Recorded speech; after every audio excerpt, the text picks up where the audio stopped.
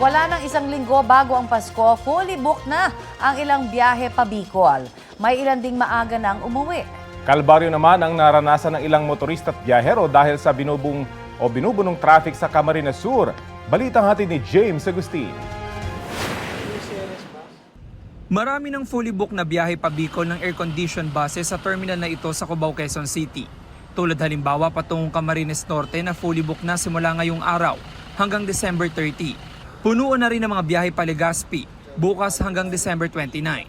Marami na sir kasi nag-open reservation kami is November 15. Kaya marami na pong mga nag-reserve. Yung walang reservation, pwede naman po silang sumakay first come first serve sa ordinary bus lamang po.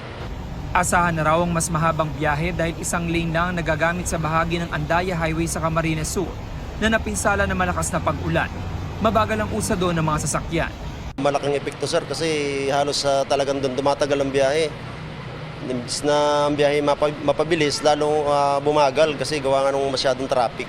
Ano sir, one way, tapos meron doon kalsada na wala ng lupa yung ilalim.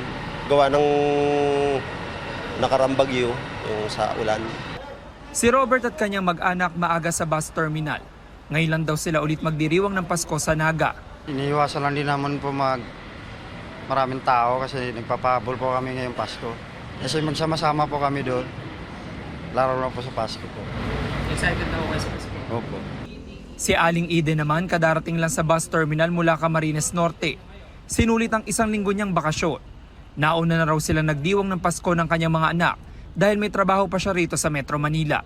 Siksikan po sa biyahe ay masyado pong maraming pasahero. Kaya saka nanganak po yung manugang ko kaya ako nag-uwi. Sa bus terminal lamang ito, inaasahan ng dagsa ng mga pasahero bukas hanggang sa weekend. Nagdagdag na sila ng mga biyahe patungong Bulacan at Nueva Ecija. Ang OFW na si Marife kadarating lang sa bansa noong December 14 galing sa Saudi Arabia. Ngayon lang siya ulit magdiriwang ng Pasko sa Nueva Ecija kasama ang buong mag-anak matapos ang 3 taon. Excited po. Siyempre po, iniwan ko po kasi yung mga anak ko maliliit pa. Ngayon, medyo malaki na siya, may binata na din sa traffic po para maaga rin makarating ng San Jose. James Agustin nagbabalita para sa GMA Integrated News.